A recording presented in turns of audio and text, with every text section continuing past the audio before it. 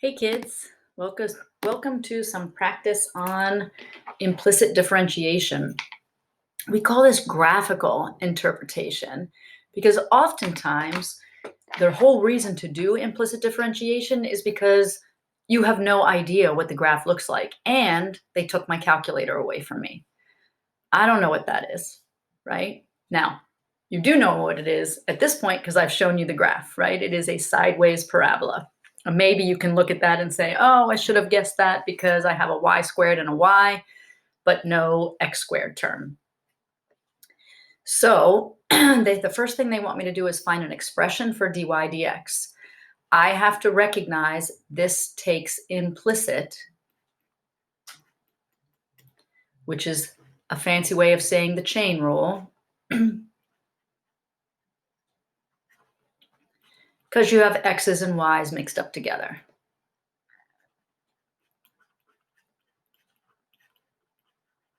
And you can try to get y explicitly in terms of itself, but you can see in the graph, this is not a function. So you are not able, there are two equations that you could join together here, right? To make this two explicitly expressed defined functions. But as it is, this non-function is a relation. It's got x's and y's all mixed up together. So I'm going to copy it over here.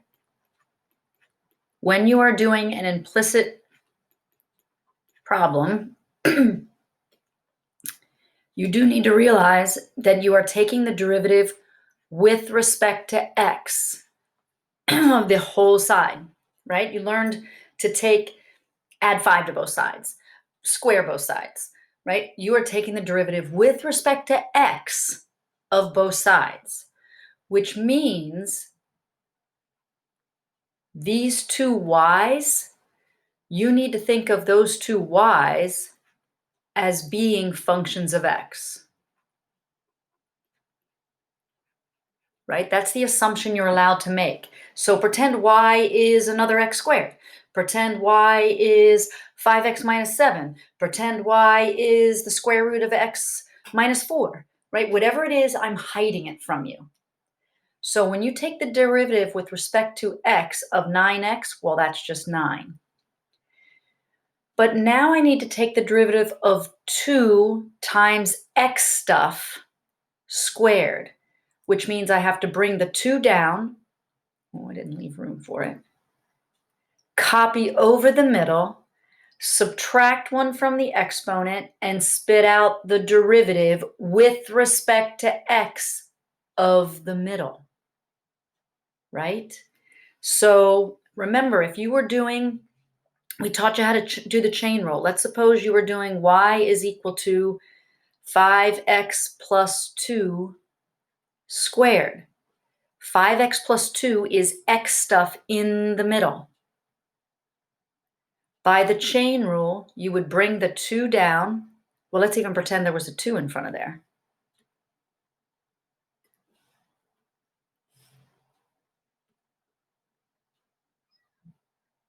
You would bring the 2 down and multiply it times the 2 that's already there. You would copy over the middle, and then you would take the derivative with respect to x of the middle. That's all you're doing here. It's just your middle. I'm not telling you what kind of x stuff it is.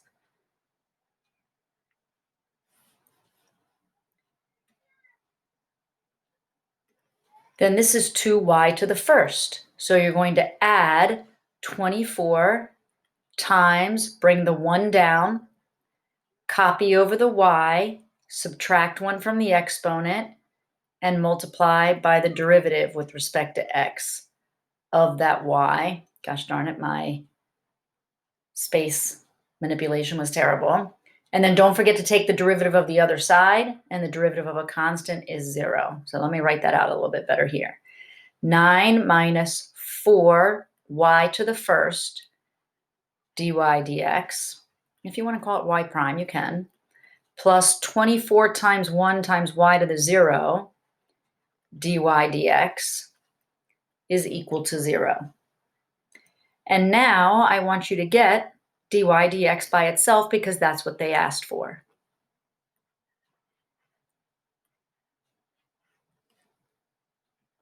So move the 9 over to the other side.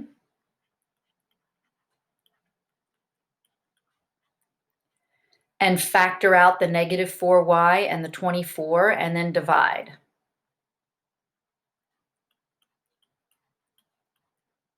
Right, that prequel step looked like this. Negative 4y dy dx plus 24 dy dx is equal to negative 9. Factor dy dx out. And you get negative 4y plus 24. And then you divide both sides by that, right? And now I have an expression for the slopes at any point on this non-function. I still want a tangent line, the rate of change of y with respect to x. And notice that in this case, which has been different from a lot of my other ones, my derivative only depends upon the y coordinate. Crazy, crazy. So this is old news. Find an equation of a tangent.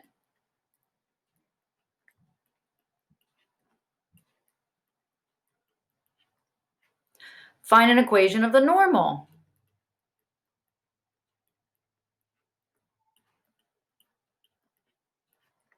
What's the point they're asking me? Negative 2, 3. So at negative 2, 3, oh, rats, got that stuff there.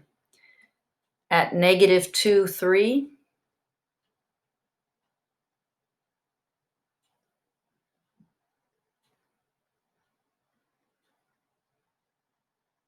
I'm about right there.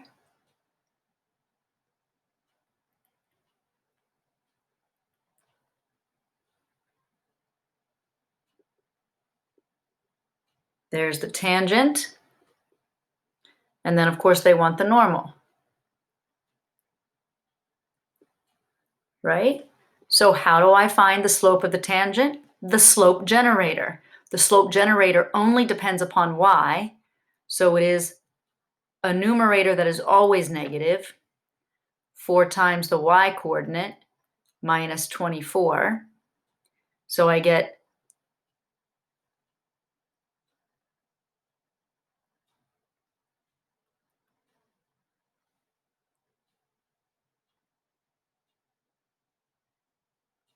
oops, I dropped a negative. I could already tell I was doing something wrong. Can you? This is negative 4y plus 24. I knew. Did you see what you see what happened there? I dropped a negative. I drew my tangent, and I knew my tangent had to be negative. So I was like, what happened? What did I do wrong? I went back and I found my mistake, right? I don't know why, but I copied those over with different signs. So my slope is negative 9 on top of negative 12 plus 24, which is positive 12. So that's also equal to negative 3/4. So the slope of the tangent, negative 3/4. And the slope of the normal is negatize and flip. Of course, clean that up a little bit. Done and done. Okay, so as implicit differentiation, as you get used to it and you practice it, because it is weird, so you do have to practice it.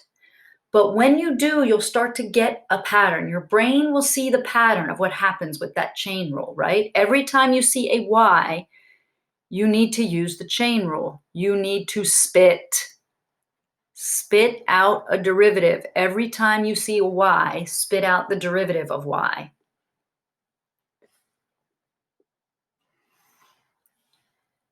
Those 3 parts have to be relatively fast because this one is a very common AP style question, and it takes a little bit of thinking. So let's break it down. Are there any points on the graph where the tangent is horizontal? Tangent is horizontal. What does that mean? A horizontal tangent line means the slope is equal to what? And slope means derivative. How about vertical?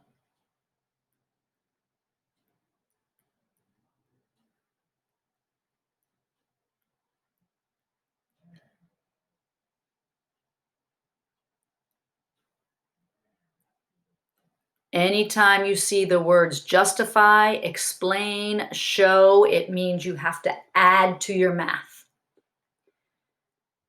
So let's just look at the graph. Does it look like there are any horizontal tangents? That doesn't look horizontal. That doesn't look horizontal. No, those are getting even more and more steep. What about over? No, right? Those are, but I don't see anywhere that's horizontal. So I'm thinking, uh-oh. We'll go over the derivative. The derivative is the slope, right? What do you want to make your derivative equal to to see if you have a horizontal tangent?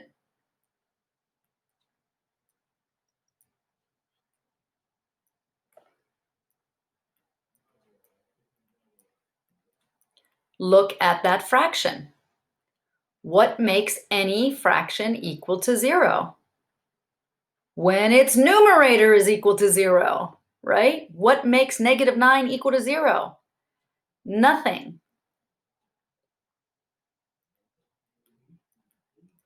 Since this fraction will never equal 0, therefore the derivative will never equal 0. Therefore, the slope of a tangent will never be equal to 0. Therefore, there is no horizontal tangents on this graph, which I kind of knew by looking at the picture. On a test, setting the derivative equal to 0 when you are asked to look for a horizontal tangent is worth 1 point. And then there's going to be 1 point for your conclusion. Now look at the next question. When do you have a vertical tangent? And you know what? I think I see a vertical tangent. Do you? I know I have some writing here, but it looks like there is a vertical tangent right there where its slope is numerically undefined. But the slope is described by a fraction where you have a variable in a denominator. Think about how many times in prerequisite classes you have been forced to look at a fraction and say what x's create 0. Now you need to do that for a very specific reason. When is this fraction undefined? This fraction is undefined when the denominator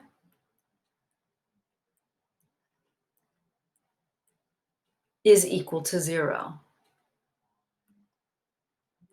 And that's a very simple algebra 1 equation, isn't it? Subtract 24, so -24 divided by -4 is 6. And I want you to go look over here at about where that is. A y-coordinate of 6. Therefore, yes, there is a vertical tangent. And don't forget, they want to know the points where that occurred. So it's where y is equal to 6. How are you going to find an x? Oh no, how am I supposed to find an x? Hello, you have the original equation. You know y is 6. So you say 9 times x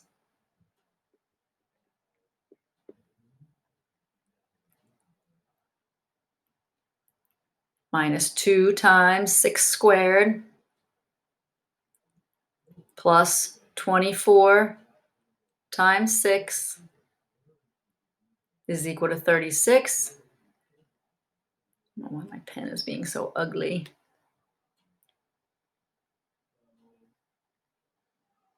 And you'll get -4 out of that, if I've done my math right. In this problem, there is going to be a point, a rubric point for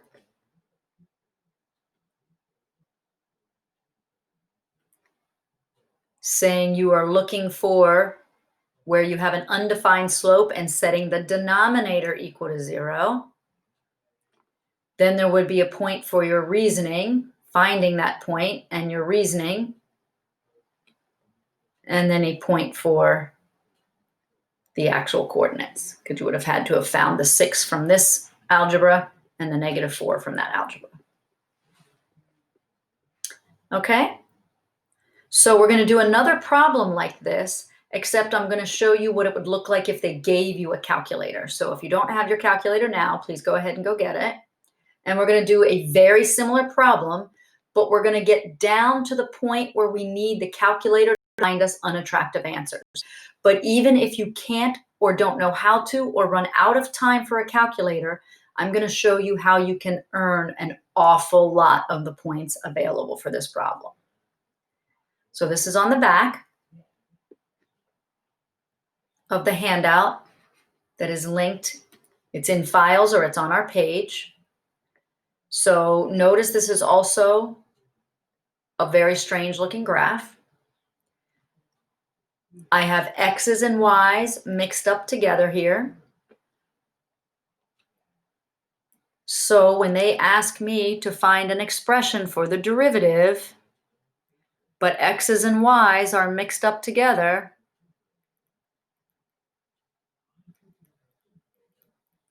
that means I have to use implicit, which just means you better be using the chain rule. So I'm going to copy this over. I'm not worried about the X. I am worried about that Y, and I am worried about that Y. And I am not worried about a constant. I'm going to take the derivative of both sides with respect to X. So I have to remember this Y is holding the place for X stuff, and so is that Y, which means I'm going to chain rule, and I'm going to chain rule, and uh-oh, do you see something else that you need to do?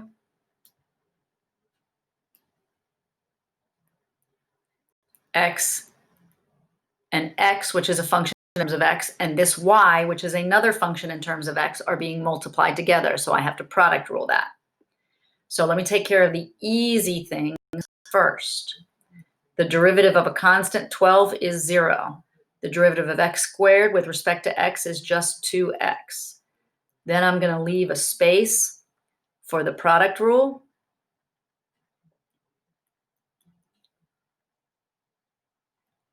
I'm going to take care of this chain rule, right? Think of that as y stuff. Bring the 3 down, multiply times the 1 in front. Copy the y over, subtract 1 from the exponent, and spit out the derivative of y with respect to x.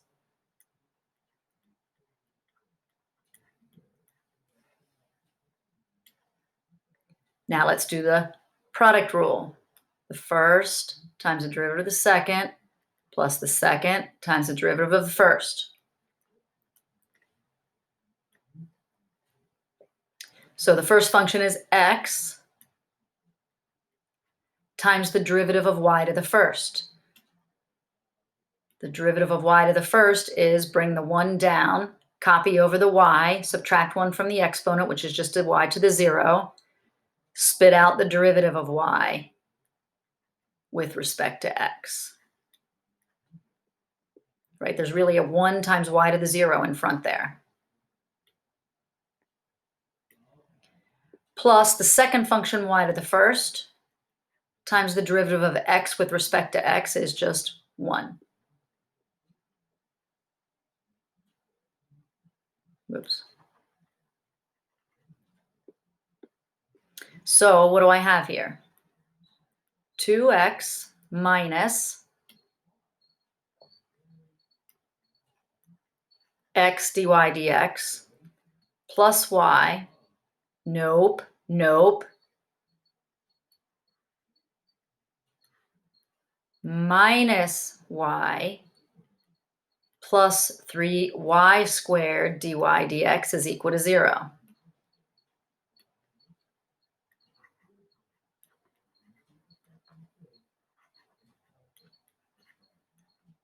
Your job is to get dy dx by itself.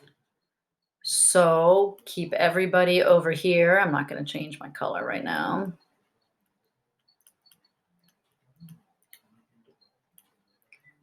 Move everybody that doesn't have a dy dx over to the other side.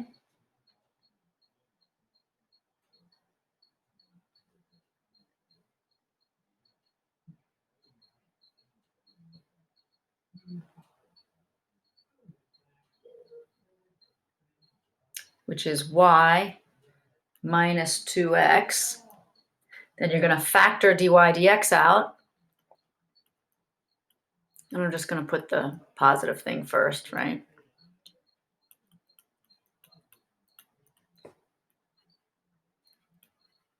Divide.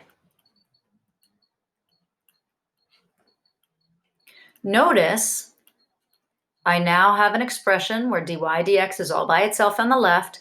The slope on that weird looking graph is defined in terms of both coordinates, right?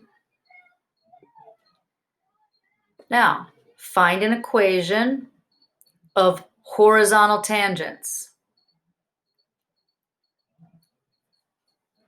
Find an equation of any vertical tangents.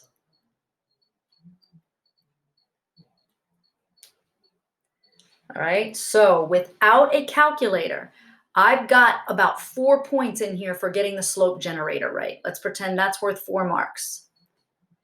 For the next problem, I need to set the derivative equal to 0 in order for a slope generator, which is a fraction, to be equal to 0, which is what a horizontal tangent is. And it looks like maybe right there is one up there. The numerator has to be set equal to 0.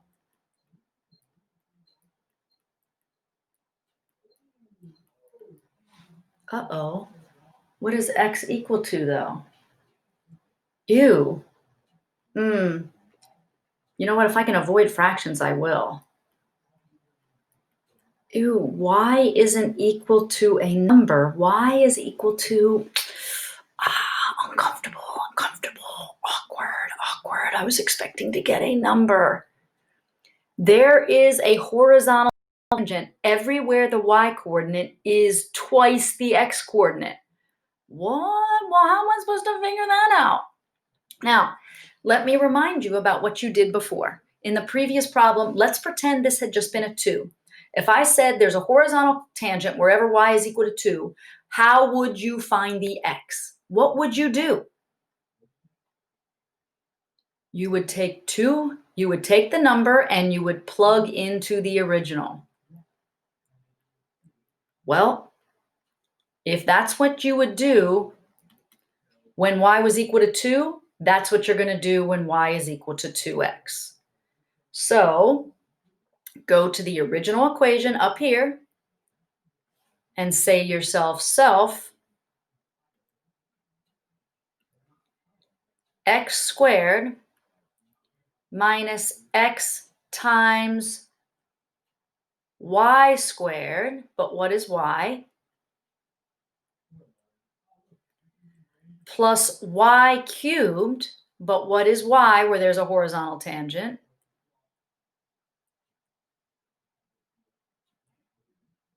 Now look how kind of sort of nice this turns out.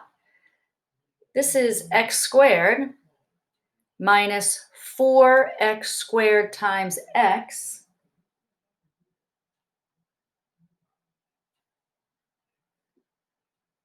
Oh, I'm sorry, this isn't squared. My bad. Just checking my work over there. That's just minus 2x squared. Plus, what is that? That's not 2x cubed, it's 8x cubed.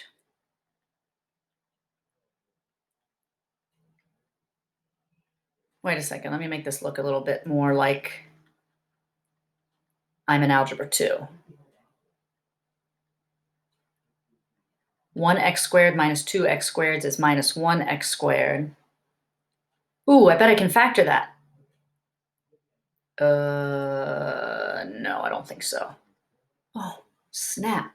Now, let's say that you panic, and let's say you don't know what to do from here. Let me remind you of how many marks you have already earned for this part. There has to be a point for you recognizing that to look for the horizontal tangent, you need to set the numerator of that slope generator equal to 0. There has to be a point for you getting 2x and recognizing that you need to put that back into the original to generate the y. This is only worth 3 marks. You've got 2 of them already. And if you are thinking to yourself, oh my gosh, I know in Algebra 2 and Pre-Cal I was taught how to factor cubics that weren't nice and special, but it took either recognizing the pattern or it took long division, right? But what do you have in your hands? Calculus, AP Calculus is not going to waste time on a problem like this asking you to also do long division. You freaking plug this into Y1 and you don't write Y1, you just do it. And then you look as to where that cubic function hits the x-axis. And it might hit it once, twice, or 3 times. You will see that in this case, it only hits it once, and that x-coordinate is 1.188. Notice I only left 3 places past the decimal. But I stored that in alpha A. AP does expect you to know how to maintain degrees of accuracy because that is 1.188 is not my final answer. They want where there's a horizontal tangent, and I see that's at about 2. But I need to write the equation of that horizontal tangent. So it's y equals something. If you have an x, how do you get a y? You go back to the original equation and you type a squared minus a. Oh, wait a second. No, I don't have to do all of that. When you have a horizontal tangent, the y is 2 times the x coordinate. You just have to take alpha A and multiply it times 2. Hello. I don't even think I need my calculator for that.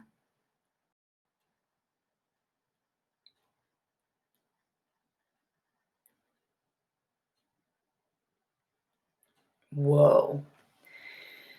But again, let me remind you that the most points is without the calculator. Most of the points available on this problem is knowing how to do implicit differentiation. That's the objective of this test, of this question. These are extra, right? It is important that you know, but to get the actual equation of the horizontal tangent, that was only 1 of the 3 marks available for that problem. So the exact same situation happens here.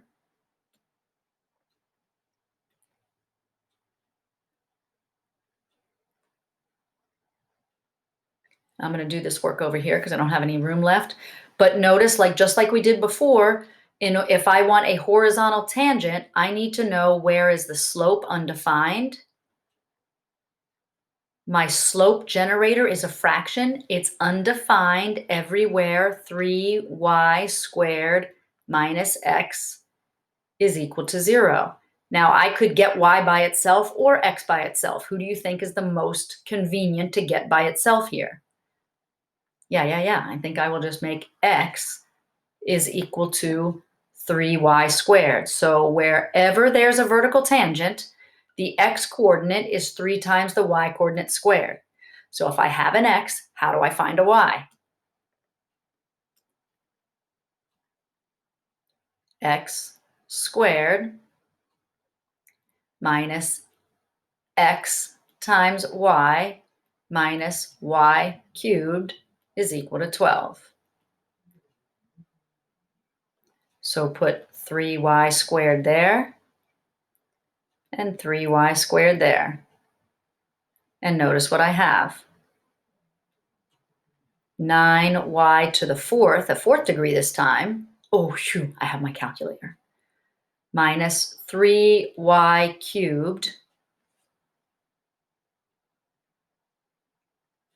plus y cubed. So, right, that's just going to be minus 2y cubed, right? Because that's 3y minus 3y. Oops, sorry, no. Minus 3y cubed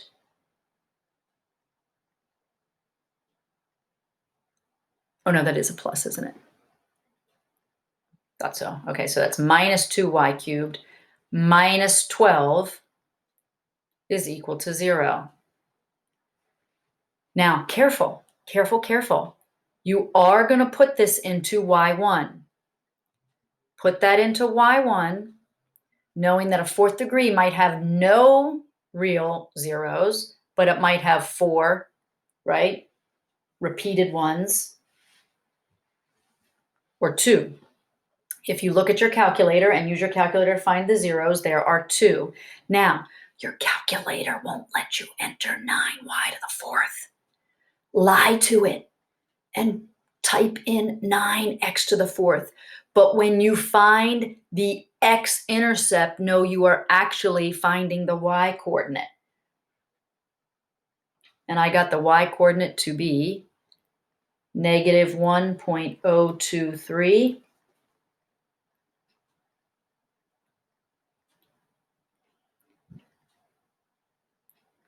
or 1.135.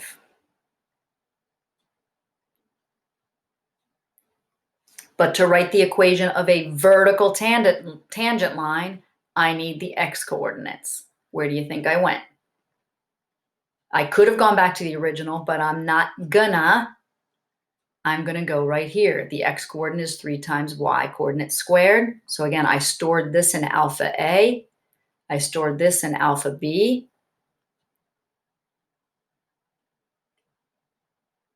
And I got 3.140 and 3.863. And if you look at the graph,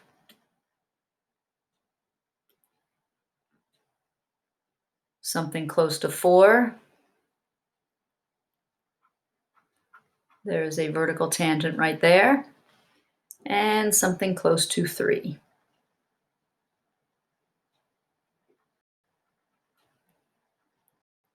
There's a vertical tangent there. Okay. So this was what we would have done in school. If we were in person, we would have done the first one with you, and we would have then let you start to work on the second one and reminded you how to use that calculator, right? If you are unsure how to store variables or how to capture x-intercepts from your graphing screen onto your regular screen, please just come see me at office hours, at lunch or after school. It will take just a few minutes to teach you how to do those keystrokes that are really nice time savers on your AP exam. Okay. All right. I will see you in our live sessions.